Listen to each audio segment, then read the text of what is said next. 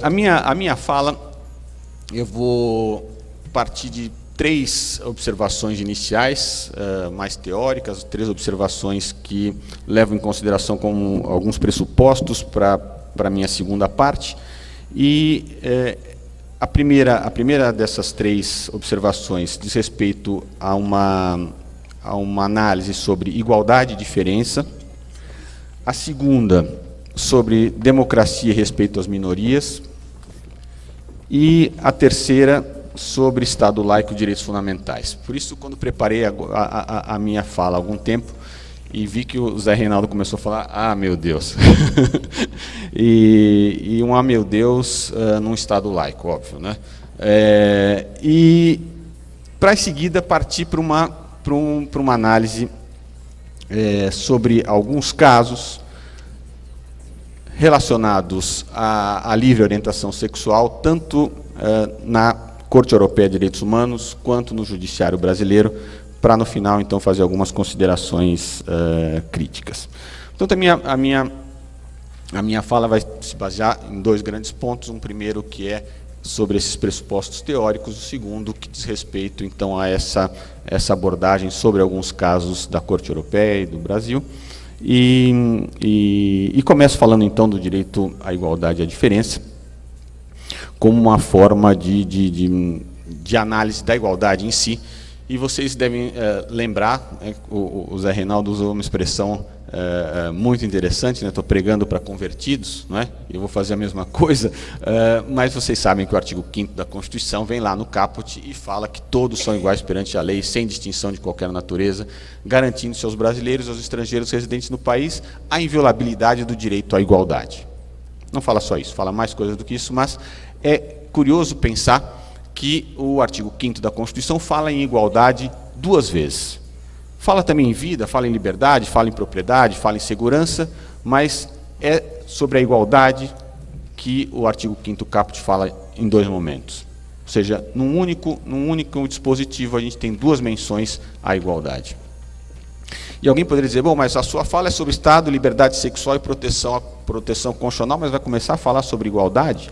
Eu falei, bom, é que, como o próprio Zé Reinaldo mencionou, esse embate entre liberdade e igualdade me parece algo que a gente precisa superar. E eu começo falando, então, da igualdade, exatamente porque no caput a gente tem, então, a previsão, todos são iguais perante a lei, então, aquela dicção mais tradicional, que leva em consideração a abolição, tem como pano de fundo a ideia de abolição de privilégios. Então, a igualdade formal como a abolição de privilégios. Mas há, em seguida, a inviolabilidade do direito à igualdade, que também está no caput do artigo 5º, e aí a igualdade material, que é aquela que a gente pode desdobrar, a meu ver, em 2 vertentes. Uma delas, que é aquela igualdade material como ideal de justiça social e distributiva, ou seja, aquela igualdade orientada pelo critério socioeconômico. E uma terceira, né, a segunda da igualdade material, mas a terceira vertente da igualdade, que é a igualdade de justiça como reconhecimento de identidades. E aqui a gente tem, em outras passagens da Constituição, previsões sobre essa questão, e eu mencionaria apenas uma, que é o artigo 3º, inciso 4 da Constituição, que fala sobre a igualdade orientada pelos critérios de gênero, orientação sexual, idade, raça, etnia, etc. E o artigo 3º vai falar que é um dos objetivos fundamentais da República Federativa do Brasil, promover o bem de todos, sem preconceitos de origem, raça, sexo, cor, idade e quaisquer outras formas de discriminação. E aí aqui, igualdade formal, igualdade material, igualdade como abolição de privilégios, igualdade como ideal de justiça social, igualdade como reconhecimento de identidades, me faz lembrar uma passagem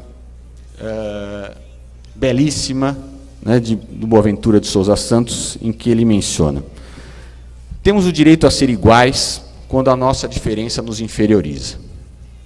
E temos o direito de ser diferentes quando a nossa igualdade nos descaracteriza. Daí a necessidade de uma igualdade que reconheça as diferenças e de uma diferença que não produza, alimente ou produza as desigualdades. Com isso, a gente percebe que diferença não é sinônimo de desigualdade. O direito à diferença, na verdade, dá força a uma sociedade plural e dá força ao multiculturalismo. E nisso eu ingresso num segundo ponto, que é o da democracia e respeito às minorias. Todos sabem, não é? De novo, pregar para os convertidos, mas que a regra de ouro da democracia é a regra da decisão tomada pelo consenso da maioria. É uma regra procedimental, uma regra também que busca dar legitimidade ao regime, mas o fato de das decisões serem tomadas pelo consenso da maioria pressupõe obrigatoriamente a existência da minoria. Ou seja, se numa democracia não se exige para a tomada de decisões a unanimidade, significa obrigatoriamente a existência da minoria. Portanto, uma sociedade plural convive com o dissenso. E o dissenso, ele só aflora se houver respeito às minorias e aos seus direitos fundamentais, especialmente os direitos de liberdade. Portanto, mais do que um regime do consenso, a gente poderia chegar ao extremo de dizer que a democracia é o regime do dissenso. É um pressuposto da existência da democracia que haja o dissenso. E aí aquela figura bastante tradicional, aquela mensagem dos direitos fundamentais como trunfos contra a maioria, como trincheiras, não é? Ou seja, os direitos fundamentais são aquela trincheira contra as decisões da maioria política, auxiliando a posição mais débil, mais impopular ou mais ameaçada, não para fazer prevalecer ou impor a maioria, mas para garantir ao indivíduo ou a minoria isolada o mesmo direito que tem todos a escolher livre e autonomamente os seus planos de vida. Essa passagem que é do Jorge Reis Novaes, professor português, estão dizendo que a gente tem o direito, não é? A minoria tem o direito de se reconhecer autonomamente e ter o seu próprio plano de vida. Deixar que os outros decidam sobre a gente, ou sobre as nossas questões, ou o que a gente pode fazer, ou o que a gente não pode fazer, o que a gente pode falar, ou o que a gente não pode falar, é, no mínimo, paternalismo. E o Berlin vai dizer, com base em Kant, que o paternalismo talvez seja algo com uma natureza das mais despóticas. Não porque seja mais opressivo do que a tirania manifesta brutal, mas por ser um insulto à minha concepção de mim mesmo como ser humano. Isso é, deixar que os outros decidam por nós é um paternalismo, e o paternalismo é irmão do despotismo. E o que isso tem a ver com o terceiro ponto que eu gostaria de abordar, que é o Estado laico e os direitos fundamentais? Tem tudo a ver. Porque a igualdade como imparcialidade e reconhecimento das identidades não pode ser levada a sério sem que haja separação entre Estado e Igreja. Ainda que a gente tenha uma maioria religiosa expressiva numericamente, e até mesmo organizada, e que elege representantes no parlamento ou no executivo, essa predominância não pode contrariar a Constituição, obviamente, e a minoria tem que encontrar na Constituição proteção contra a defesa de seus direitos e de sua liberdade, e a possibilidade de resistir a padrões morais de uma maioria eventual. A secularização estatal, os dogmas da Igreja, e as igrejas de quaisquer credos, não pode impor coercitivamente uma conduta ou uma abstenção a quem quer que seja por meio do Estado. É verdade que a pessoa que segue uma religião, e um Estado laico protege a pessoa que quer livremente seguir uma religião e protege aquele que não quer seguir religião alguma. Se ela segue aquela religião, ela está sujeita a sofrer sanções impostas por aquela comunidade religiosa. O que não se admite é que o Estado assuma aquela concepção moral e imponha aquele dogma como algo a ser seguido por todos e ser punido, eventualmente, pelo Estado por não seguir aquela concepção. Então, os grupos religiosos têm o direito de constituir suas identidades em torno de seus princípios e valores. Aí eu lembro um outro professor português, Jonatas Machado. A comunidade laica, ela é inclusiva, ou seja, ela admite a inclusão. Portanto, eu tenho que respeitar as outras religiões, eu tenho que respeitar as religiões e tenho que respeitar aqueles que não têm religião. O que eu não posso é, em razão da minha crença religiosa, querer impor uma conduta a todas as outras pessoas, muito menos por meio do Estado. E a laicidade, então, traz no seu âmago não só a ideia de liberdade, portanto, mas também a ideia de igualdade. O pluralismo, então, inerente a um Estado democrático como o brasileiro, não admite a imposição de uma única forma de pensar ou de agir. Com a laicidade do Estado, as religiões podem, no máximo, portanto, impor as sanções religiosas a seus seguidores, como eu mencionei, mas não se pode exigir a mesma conduta do Estado, que deve garantir o exercício da liberdade constitucional, de crença e de culto, incluindo a liberdade de não crer e de não seguir qualquer religião, além de permitir que as pessoas ajam ou se omitam segundo suas crenças ou com base na absoluta ausência delas. Isso é fundamental para a proteção da igualdade constitucional. E aí eu passo com esses três pressupostos, com essa análise rápida dessas três questões, a questão da igualdade nessas três vertentes, a questão da democracia e do respeito às minorias e da questão do Estado laico e dos direitos fundamentais, a análise de alguns casos da Corte Europeia e do Judiciário brasileiro. E, obviamente, a minha intenção não é fazer uma análise quantitativa, mas uma análise qualitativa, de casos que possam traduzir alguns desafios que não eram contemplados ou não são contemplados pelos textos normativos e que acenam para a construção de uma igualdade material e do reconhecimento de identidades. E, além disso, casos que demandam alguma criatividade ou ousadia por parte das cortes, mediante interpretação evolutiva que vai culminar em decisões paradigmáticas. E eu separei três casos rapidíssimos, não vou narrá-los com detalhes, mas três casos que foram levados à Corte Europeia de Direitos Humanos. Um deles, na verdade, são dois que estão juntos, que eu juntei porque tratam de uma mesma questão, que é o caso Perkins IR versus Reino Unido e o caso Beck-Kopp Basley versus Reino Unido. Nesses casos, houve a demissão de homossexuais das Forças Armadas do Reino Unido após investigação de suas vidas privadas. Todos os militares tinham condutas profissionais consideradas exemplares, né? Eram militares que estavam aí desde os anos 70, 80 e 90 nas Forças Armadas e tinham sofrido, então, uma investigação da vida privada e, em razão disso, foram punidos, apesar do reconhecimento das próprias Forças Armadas de que eles tinham condutas profissionais exemplares. E aí os peticionários adotaram, então, sem sucesso, todas as medidas internas para tentar reverter essas decisões e, visando a reforma da decisão de demissão, argumentaram que havia uma discriminação por orientação sexual. A Corte Europeia acolheu os dois casos, sob o fundamento de que a política de banir a presença de homossexuais nas Forças Armadas mediante investigação da vida privada e sexualidade constituía violação aos artigos 8º, que fala sobre o direito ao respeito à vida privada, e 14, que fala sobre a proibição de discriminação na Corte Europeia. A Corte argumentou ainda que tal prática constituía uma flagrante discriminação e indevida ingerência no direito ao respeito e à vida privada, não justificável à luz do artigo 8º da Convenção e que não se compatibilizava com a necessidade de se manter uma sociedade democrática. Esses casos decididos pela Corte Europeia me fizeram, quando estava lendo, lembrar algumas questões ocorridas aqui no Brasil.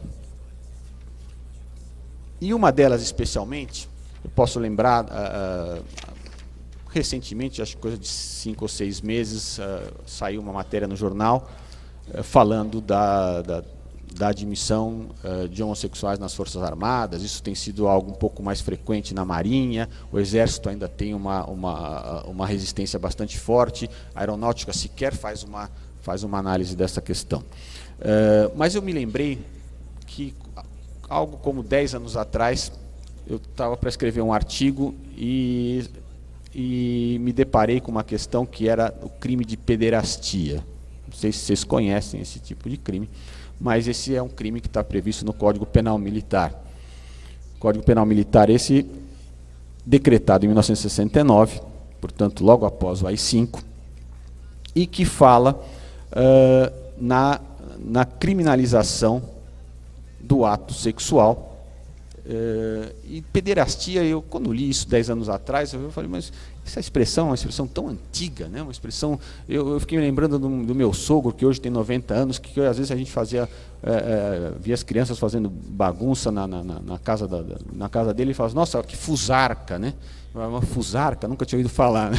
Fusarca me lembrou, né? Lógico, as expressões não têm a ver, mas a pederastia me lembrou, isso é uma expressão tão antiga e está lá, né? No Código Penal Militar.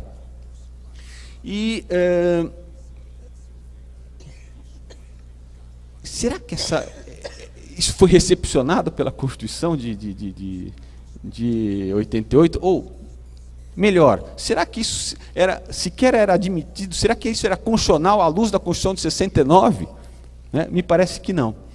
E revendo essa questão agora, eu notei que em setembro de 2003 foi proposta uma ação direta, uma arguição de descumprimento de preceito fundamental para obter a declaração de não recepção dessa norma pela Constituição de 88, pelo Ministério Público Federal, e que está sob a relatoria do ministro Luiz Roberto Barroso, felizmente. Não é?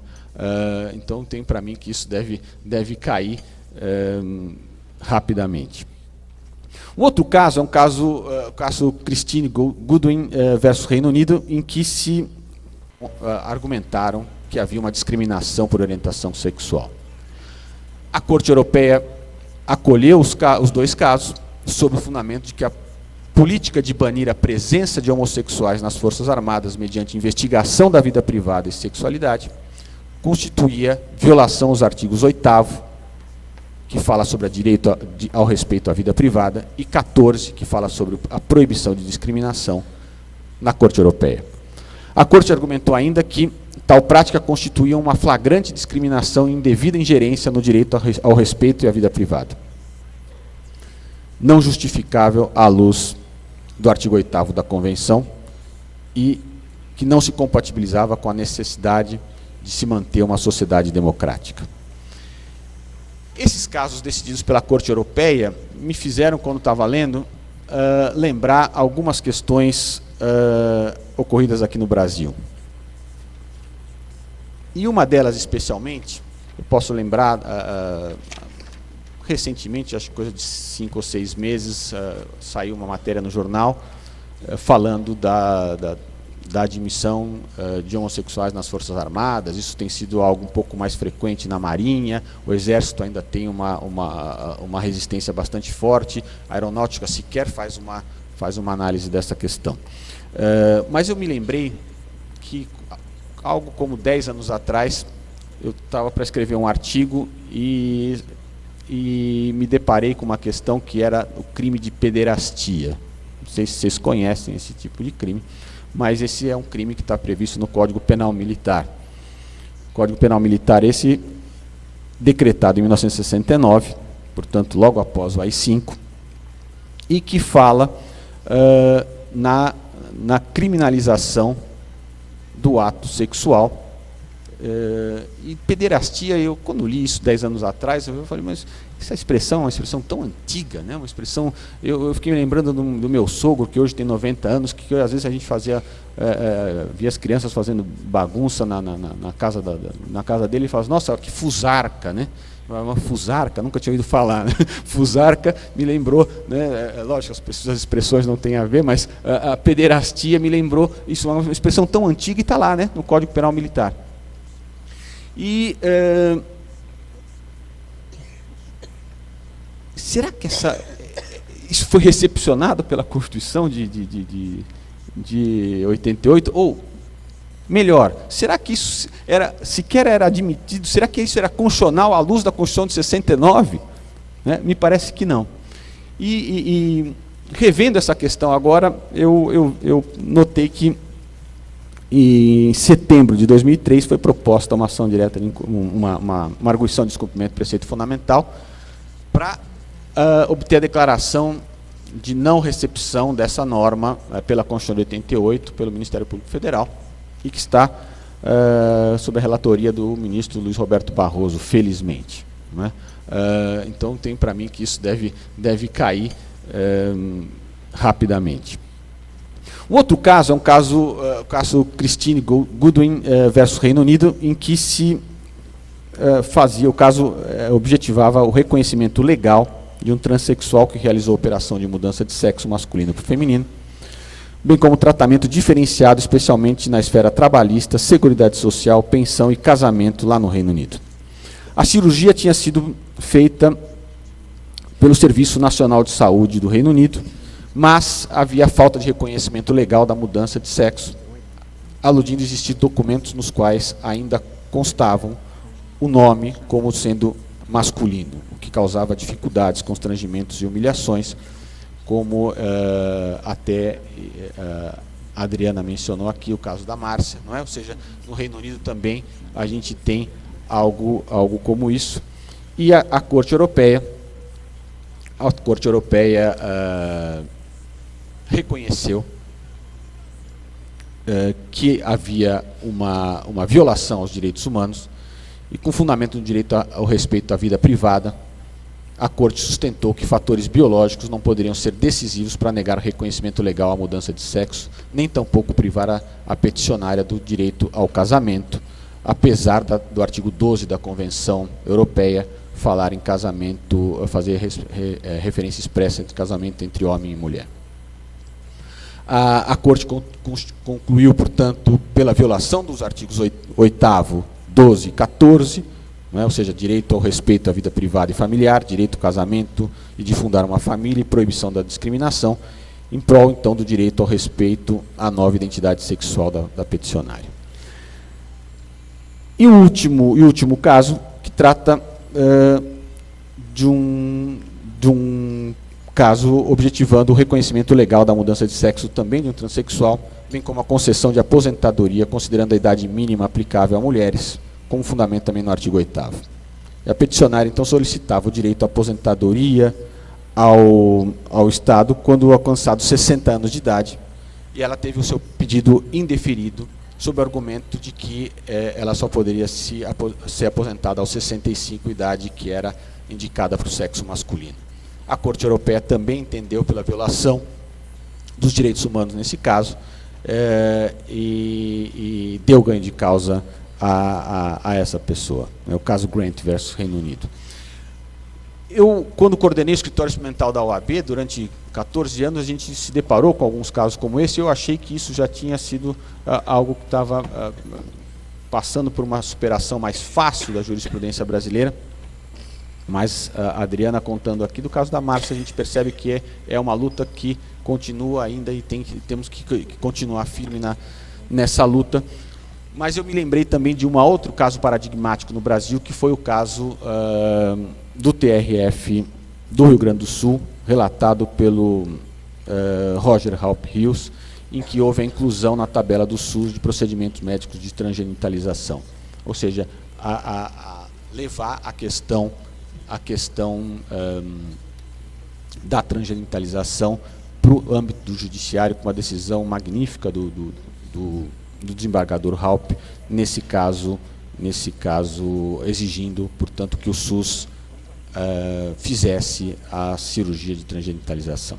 E no judiciário brasileiro, rapidamente, já para não cansar vocês, eu separei dois casos, também lembrando um pouco a fala do Zé Reinaldo, dois casos de 1998 do STJ, em que um deles era o STJ se deparou com o questionamento acerca da credibilidade do depoimento de uma testemunha homossexual. Né, Zé Reinaldo? Você falando, bom, quem comete os atos de corrupção, ninguém fala, é o heterossexual fulano ou o heterossexual ciclano. Né? Aqui o STJ se deparou com esse problema. O Tribunal de Justiça do Distrito Federal tinha desconsiderado o depoimento de um homossexual dizendo que era um testemunho suspeito, exatamente em razão da homossexualidade. E houve um recurso para o STJ, e felizmente o STJ, né, disse o seguinte: durante muito tempo recusou-se credibilidade ao escravo, estrangeiro, preso, prostituta. Projeção sem dúvida de distinção social. Os romanos distinguiam patrícios de plebeus. A economia rural, entre o senhor de engenho e o cortador da cana, o proprietário da fazenda de café e quem se encarregasse da colheita, os direitos humanos buscam afastar distinção. E aí se firmou o entendimento de que o requisito para uma pessoa ser testemunha é ser isenta, ou seja, não ter interesse no desfecho do processo. E aí o tribunal conclui, com base no princípio da igualdade previsto na Constituição e no Pacto de São José da Costa Rica, que o homossexual não pode sofrer restrição, pois sua palavra deve merecer o mesmo crédito dado à palavra do heterossexual. Ou seja, a gente precisou de uma decisão judicial para que isso acontecesse, por incrível que pareça. No entanto, no STJ não são só flores, né? O outro caso que eu separei foi um caso de circulação de gays e travestis em espaço público. Também em 98, a mesma turma do STJ se depara com uma outra questão, que é a de gays e travestis que se dedicavam à prostituição e buscavam a expedição de um salvo-conduto sob a alegação de que estavam sofrendo coação ou constrangimento ilegal por parte da autoridade policial, que impunha o controle da circulação e, portanto, restringia a liberdade de locomoção dos pacientes. O tribunal, por unanimidade, entendeu que o controle policial da circulação de gays e travestis não configurava restrição ilegal ao direito de locomoção, nem coação ao direito de ir e vir, pois a atitude situava-se no plano do exercício do poder de polícia e atendente aos ditames da ordem da segurança pública. Portanto, mesmo na mesma Câmara, né, no mesmo ano, decide algo de forma fundamentada em questões absolutamente díspares, né? E depois tem o caso emblemático, que eu não vou cansar, obviamente, vocês, do caso da união homoafetiva. Eu só queria mencionar rapidamente uma questão que me parece bastante interessante, que tem a ver com os casos mencionados da Corte Europeia, que é a discussão de não ter uma previsão expressa no texto normativo e o judiciário se esforçar para decidir a favor dos direitos humanos, por mais que o texto normativo pudesse nos levar a uma outra conclusão mais fácil e, portanto, nesse caso, discriminatória. Se discutiu muito naquela ocasião, não é, no Supremo Tribunal Federal, sobre a vontade do legislador, a vontade do constituinte e a vontade da Constituição. Aquela distinção clássica entre mens legis e mens legislatores. E os defensores da discriminação vinham e diziam o seguinte: não, espera aí, quando se discutiu na Constituinte a inclusão da previsão lá no artigo 226 aqui, a proteção entre homem e mulher, se pretendia exatamente excluir a possibilidade da união entre pessoas do mesmo sexo. E aí vem todo aquele argumento muito bem construído, né, que essa norma do 226 não vinha para excluir, mas vinha para incluir. E aí me lembro de algumas passagens, se vocês forem na jurisprudência dos tribunais estaduais, eu li muito disso nos anos 80, nos anos 90, decisões, por exemplo, do Tribunal de Justiça de São Paulo, em que se tinha a discussão a expressão era essa, né, dos concubinos, né, e que a mulher ingressava com ação na justiça, primeiro que a ação tramitava na vara civil, porque era uma questão meramente patrimonial, não era uma questão afetiva.